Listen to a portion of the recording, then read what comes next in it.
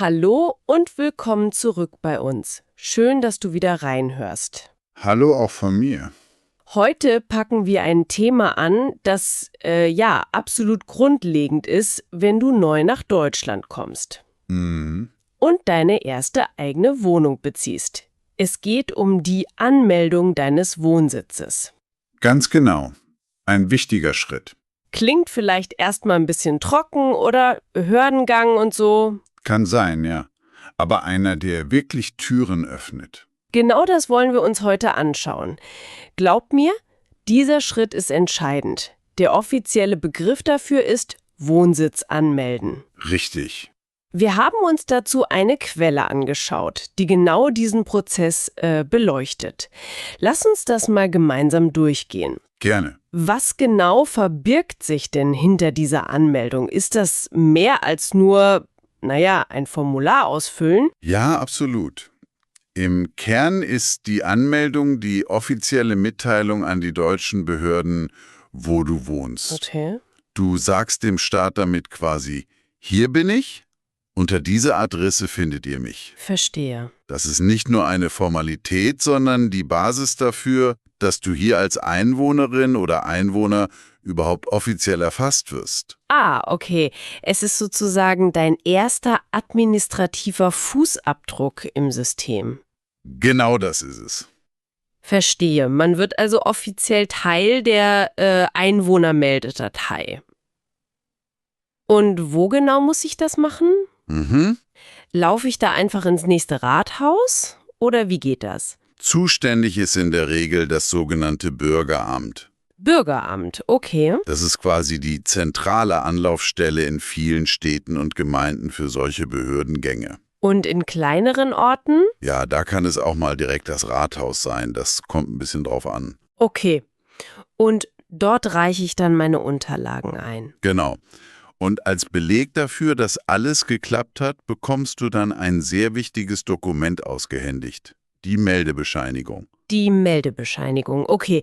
Das klingt schon sehr nach deutscher Gründlichkeit. Das ist es auch. Aber jetzt mal Hand aufs Herz. Warum ist dieses Stück Papier so unglaublich wichtig? Man könnte ja meinen, ist halt Bürokratie, oder? Das ist genau der Punkt, den man nicht unterschätzen darf. Unsere Quelle macht das auch sehr deutlich. Diese Meldebescheinigung ist wie ein Generalschlüssel. Ein Generalschlüssel, okay. Ja, für ganz viele Dinge des täglichen Lebens hier. Ohne sie stößt du auf erhebliche Hürden.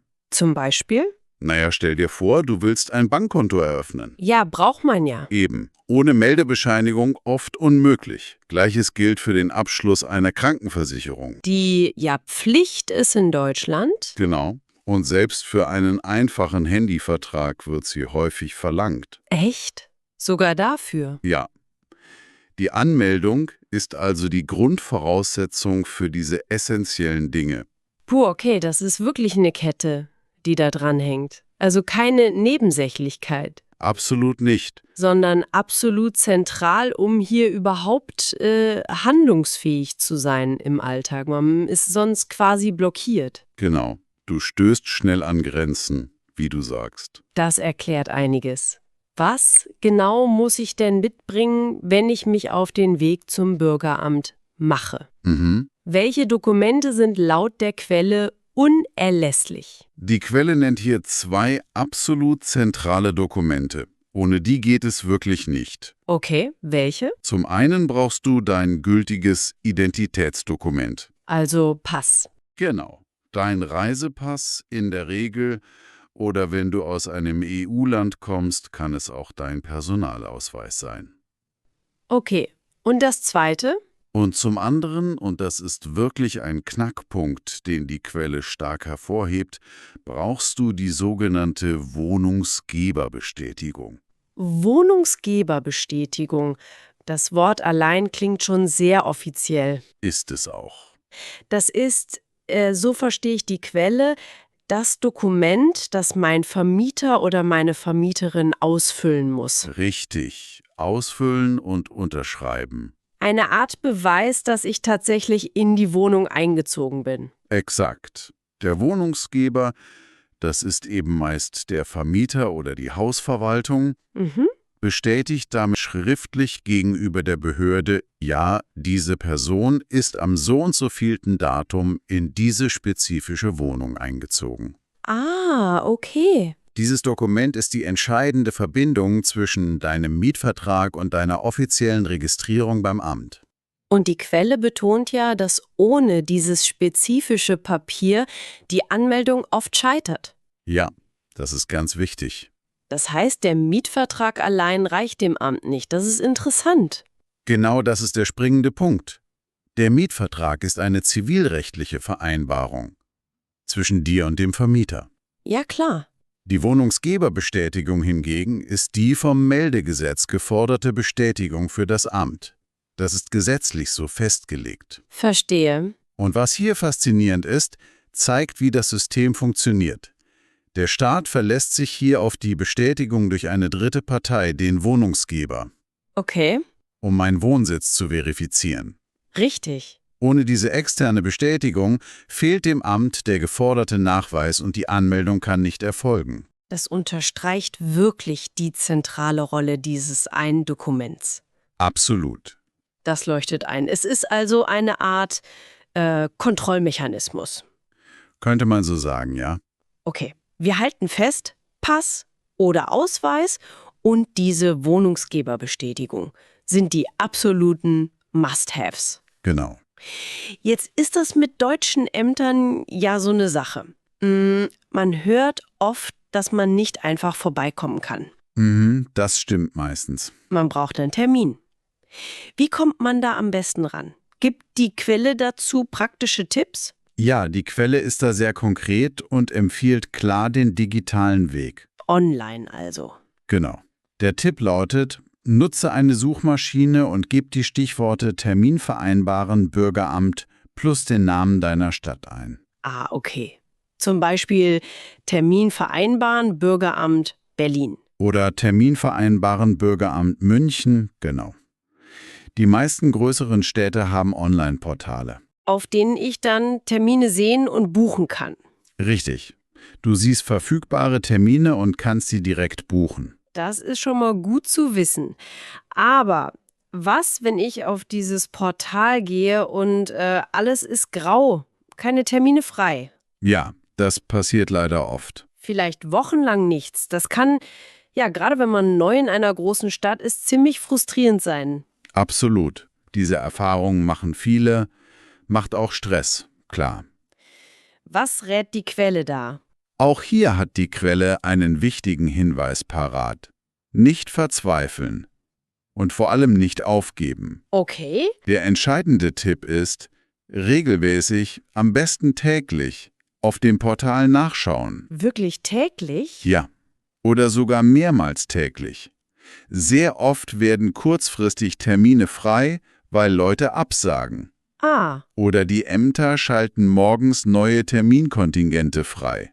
Für den gleichen Tag oder die nächsten Tage. vielleicht etwas Druck raus. Hoffentlich. Aber nehmen wir mal an, du hast diesen Hürdenlauf gemeistert. Termin bekommen, pünktlich beim Bürgeramt gewesen, alle Papiere dabei, Pass, Wohnungsgeberbestätigung. Ja. Du hast dich erfolgreich angemeldet und hältst stolz die Meldebescheinigung in den Händen. Ist damit der ganze Prozess abgeschlossen? Fast geschafft. Ah, noch nicht ganz. Ein wichtiger automatisierter Folgeschritt steht noch aus. Deine Anmeldung beim Bürgeramt stößt nämlich einen weiteren internen Prozess an. Okay. Einige Wochen nach deiner Anmeldung solltest du automatisch per Post einen weiteren wichtigen Brief erhalten. Per Post, okay. Darin befindet sich deine persönliche Steueridentifikationsnummer, oft einfach Steuer-ID genannt. Ah, die Steuer-ID. Die braucht man doch, sobald man anfängt zu arbeiten, oder? Das habe ich schon mal gehört. Ganz genau. Diese Nummer ist essentiell, wenn du in Deutschland einer bezahlten Arbeit nachgehen möchtest. Warum genau? Dein Arbeitgeber braucht diese Steuer-ID zwingend, um die Lohnsteuer korrekt berechnen und ans Finanzamt abführen zu können. Ah, okay. Ohne die Nummer? Kann der Arbeitgeber dich im Grunde nicht korrekt abrechnen. Das Gute ist aber, Du musst sie nicht extra beantragen. Sondern? Sie wird dir nach der Wohnsitzanmeldung automatisch zugeschickt. Das ist also ein weiterer wichtiger Baustein, der durch die Anmeldung quasi freigeschaltet wird. Okay, das ist ja ein ganzer Rattenschwanz, der da dran hängt, wie man so schön sagt. Ja, das stimmt. Lass uns die Schritte vielleicht noch mal kurz zusammenfassen, damit du den roten Faden klar vor Augen hast. Gute Idee. So wie die Quelle es beschreibt, ist der Ablauf ja im Grunde logisch. Erstens, du findest eine Wohnung, klar.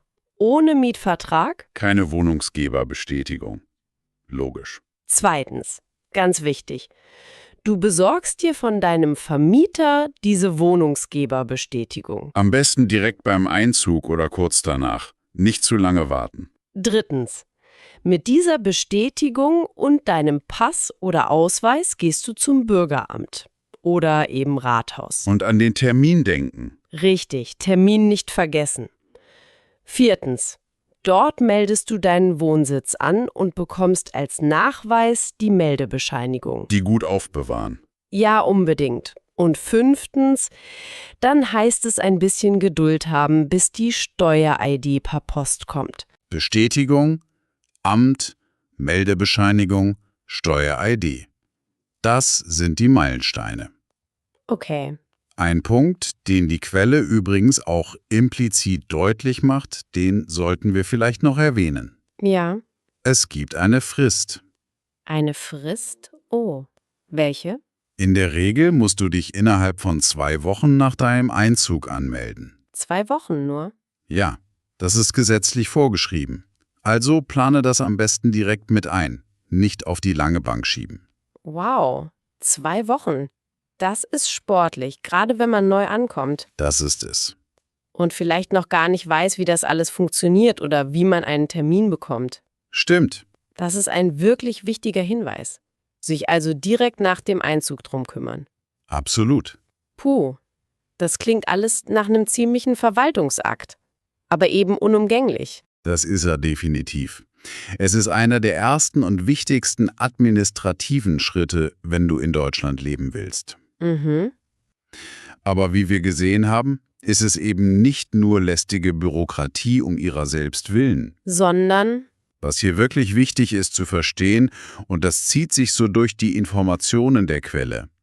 Diese Anmeldung ist der zentrale Schalter.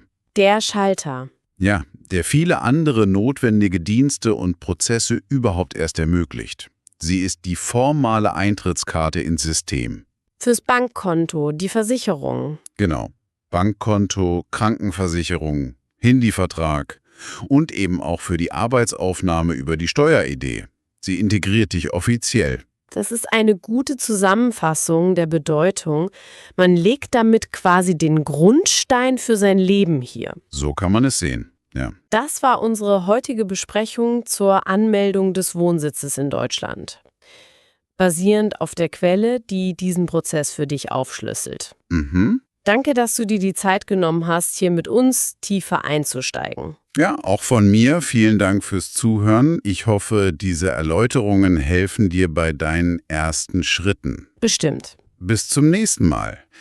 Und natürlich wünschen wir dir viel Erfolg bei der Anmeldung und allem, was danach kommt. Und zum Abschluss, wie immer, noch eine kleine Frage zum Weiterdenken für dich. Ah ja? Ergibt sich aus unserer Besprechung und zielt auch ein bisschen auf die deutsche Mentalität vielleicht. Warum, glaubst du, legt die Behörde so viel Wert darauf, dass gerade der Vermieter mit dieser Wohnungsgeberbestätigung deinen Einzug bestätigt? Interessante Frage. Was sagt das vielleicht über das Vertrauen des Staates in verschiedene Akteure aus? Und warum reicht der Mietvertrag allein nicht aus? Vielleicht eine interessante Überlegung für den Weg zum Bürgeramt. Mach's gut und bis bald.